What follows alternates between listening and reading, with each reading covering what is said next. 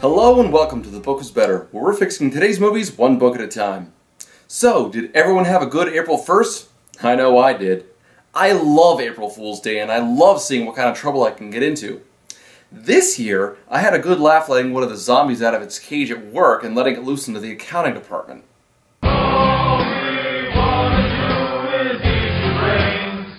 We're not unreasonable. I mean, no one's gonna eat your eyes. I have an interesting job. Unfortunately, management didn't think it was that funny and they threatened to fire me unless I dedicated the next month to chick flicks. Yeah, chick flicks aren't really my thing, but I can appreciate the artistic value that some movies can have. To start, we're watching The Time Traveler's Wife. It's a cutesy film that came out in 2009 starring Eric Bana and Rachel McAdams.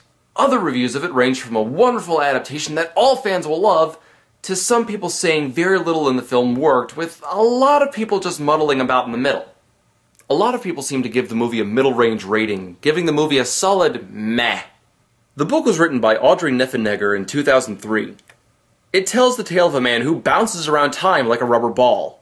People assume that time is a strict progression of cause to effect, but actually, from a non-linear, non-subjective viewpoint, it's more like a big ball of wibbly-wobbly, timey-wimey stuff. It's a very well-written book, the kind where the proper atmosphere is reading it on a windowsill with a British accent. It's a routine day in October, sunny and crisp. I'm at work in a small, windowless room on the 4th floor of the Newberry, cataloguing a collection of marbled papers that had recently been donated.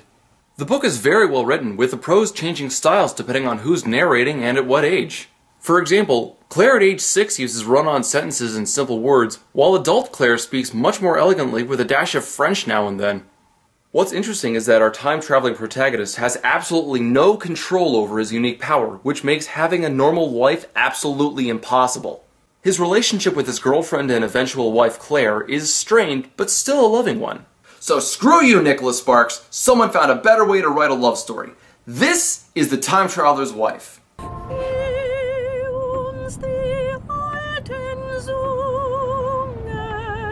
Now the book opened calmly, showing the first time Henry met Claire and showing how they were obviously meant to be together. It was sweet, romantic, yet left the reader curious as to how Claire had already known Henry for years. Let's see how the movie starts us off. Henry! Jesus! Okay, so we have a dead mother, an exploding car, and naked 6-year-old. Next scene! Next scene! We get a scene in a library where Claire is looking for some research material, and Henry is coming back from— Whoa! Hello, Eric Bana's ass. Yeah, that's also worth noting. When Henry time travels, he can't take his clothes with him, which lands him in trouble a number of times, either because he's caught stealing clothes or because people attack him for his fashion sense. But I have no idea what they're talking about. Real men wear pink. So Claire recognizes Henry as the man that she had met so many times in her childhood, and I know this is meant to be a confusing opening to an otherwise awkward romantic start, but watch this and tell me it doesn't come off like something your stalker would say. Look, I know how odd this must be for you. Would you like to have dinner with me? Henry, we've been planning this dinner for a long time. We have? It's just that you're my best friend. I've been in love with you all my life. I think we're in the wrong genre right now. Go to the bow tie. It's your favorite. It is. So they go to dinner and the situation doesn't get any better. Dr. Kendrick said that you should stop drinking because it makes you travel. Who's Dr. Kendrick? He's your doctor. You know, there's a fine line between destined lovers and the overly attached girlfriend meme. Dr. Kendrick said that you should stop drinking because it makes you travel. Who's Dr. Kendrick? He's your doctor. But how did this destined couple meet? Well, we get a flashback of the first time Claire met Henry. At age 6. Claire, I'm not gonna hurt you. Who are you? How do you know my name? And why can't you come out? Can you just hand me the blanket? Maybe I should call my mom. No. Don't call your mom, please. Just hand me the blanket. Oh man, this is really uncomfortable. I'm sure we can make it worse. Maybe I should call my mom. No. Don't call your mom, please. Just hand me the blanket. Claire is, of course, curious about Henry's time traveling, so he indulges, explaining the horror of having to scrounge for clothes, money, food, anything to stay alive and out of trouble while being all alone in the past or future. And this unfortunately leads to a complaint I had about both the book and the movie. But you get to see people from the past. People who are gone. Like your mom. Yeah, but the thing is, you can't change what happens to them. I've tried. It just happens anyway. Why? Why can't you change the past? Does something will you to stop? Is there a chip in your brain that explodes if you try to alter the timeline? This is just like Timeline, though Timeline at least tried to qualify the idea through quantum mechanics. This just seems lazy. Like, you didn't want to alter the future, but you couldn't think of a reason why. The book kinda took this on and suggested that he loses his free will when he time travels, but the movie isn't clever enough to give themselves that kind of solution. In fact, it seems to suggest the opposite. I've tried. It just happens anyway. Word of advice, guys, if you're not gonna answer your plot holes, don't bring them up! So Claire introduces Henry to her friends and roommates, Charisse and Gomez. Gomez? It's short for Gomelinsky. It's really nice to meet you. After dinner, Henry explores Claire's room and discovers something very interesting.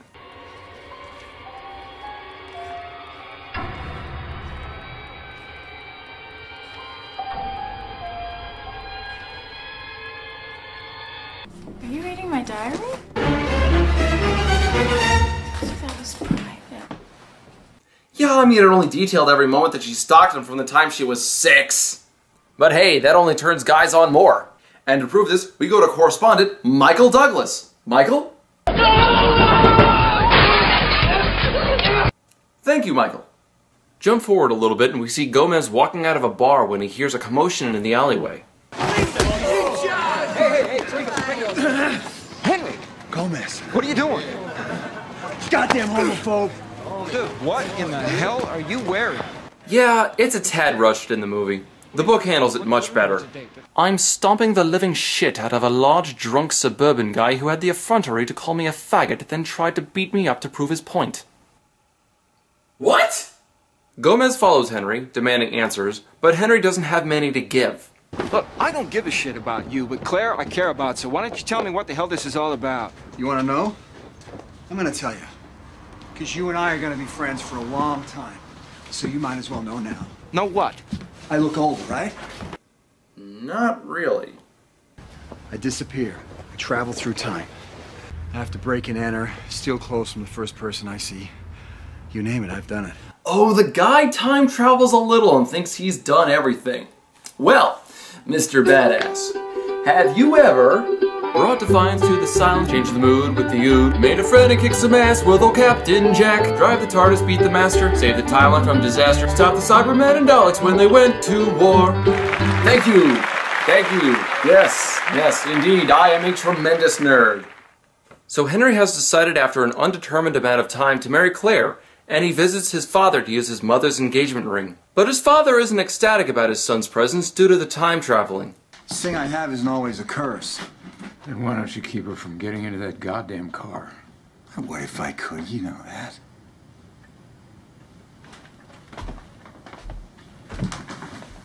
Watched her die hundreds of times. Question. Let's say for the sake of argument that Henry's using hyperbole here and he's only seen his mother's death about 24 times, let's say. That would mean there would have to be more than 20 versions of himself there on the highway the night of the accident.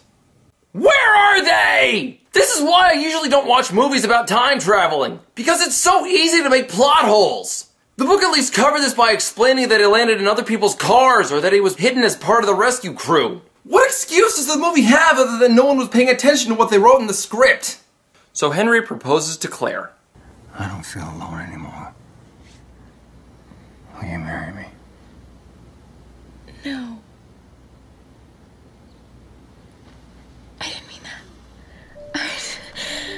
I just wanted to try it. I just wanted to say it to assert my own sense of free will.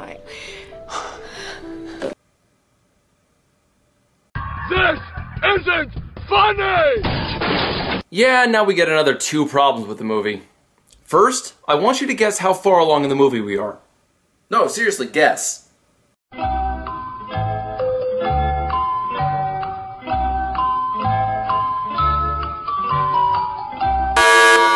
Yeah, believe it or not, we're only half an hour into the movie. 35 minutes in and we're already getting a wedding scene.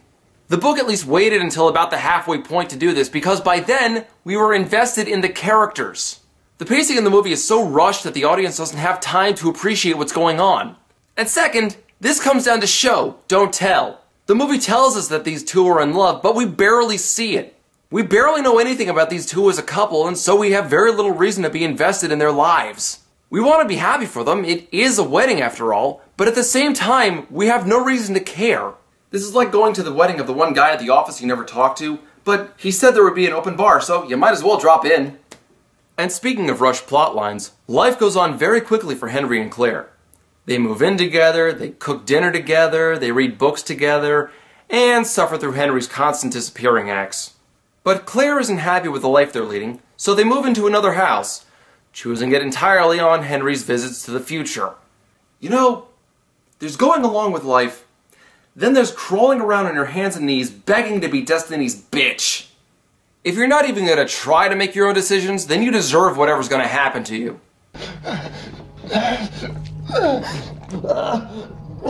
Yeah, okay. You totally deserve that. Just now. Go to commercial. Go to commercial! Fuck! Henry's worried, understandably, that he will meet a violent end. But Claire tells him not to worry about that because they're gonna have a baby. Well, they would if the fetuses weren't tearing holes in the time-space continuum inside Claire's womb. My wife had a miscarriage. What if the baby's a traveler like me? What if it has the same genetic anomaly? What if it traveled out of the womb? You need help.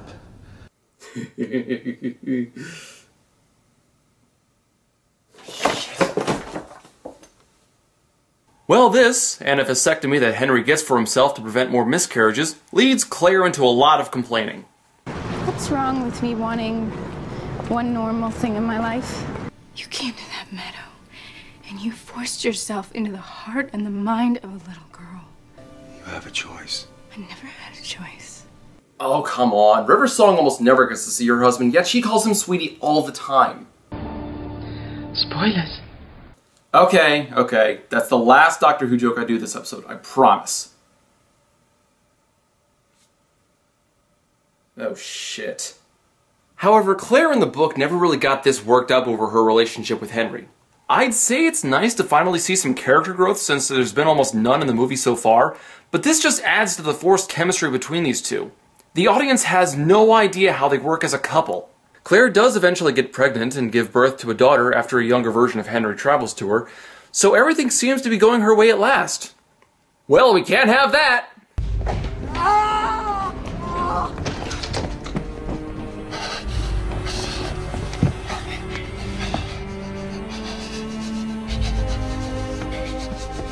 So Henry winds up getting severe frostbite.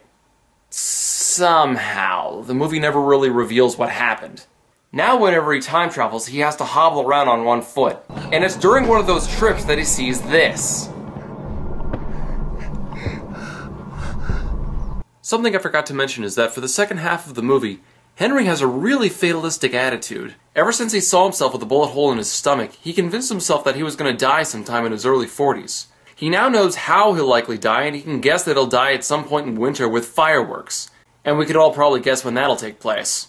And what does he do to prepare for this fate? Absolutely nothing! He's so set in this bullshit you can't change the future thing that he isn't even willing to overcome his own death, which would leave his wife a widow and his daughter without a father. The book at least drew on this and explained how tired he was after the long, bizarre life he lived, but the movie never elaborates, so we have no idea why he's giving up so easy. Hell, in the book, he points out that he's time traveled so much that he doesn't even know exactly how old he is anymore. This just comes off like he doesn't feel like trying, even though he has a wife and a daughter who are dependent on him. I mean, what kind of a selfish prick would do something like that? Our hero, everybody. A man of fatalistic inaction. Instead, you know what he does do? He throws a party so he can say goodbye to all of his friends. Just wanted to say thanks for everything, man. You've been a great friend. What are you talking about? Great question. What is he talking about? We've barely seen Gomez at all in this movie, and we've barely seen him on screen for over an hour. So, Henry is convinced that tonight is his last night alive, and, wouldn't you know it, he disappears, time traveling to the field where Claire used to live.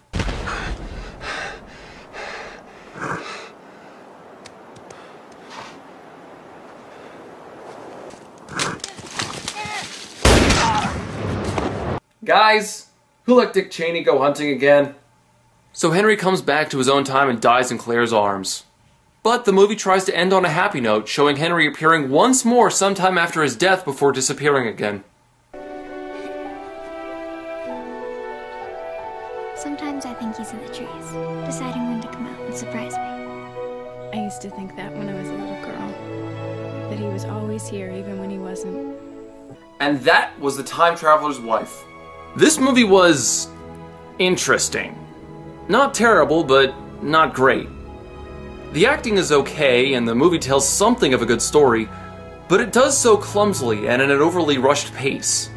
If it seems like I talked over a lot of the movie, that's because it saved time by using visuals to tell more story.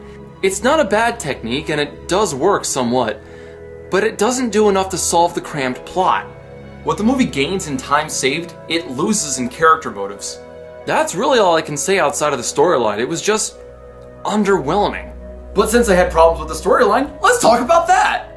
A lot of the rushed storyline seemed pointless. It's hard to really show in a review like this, but there are some scenes where the characters don't say anything and just let the world happen around them. Again, good technique, but poor execution. I spent most of the book waiting for the plot to start, but it never really did because this story is more of a character study, taking a sweet romance novel and mixing in an impossible scenario, in this case time travel, and somehow making the relationship work. It makes for a fun story on paper, showing two distinct personalities coming together to form an unusual but still very strong bond.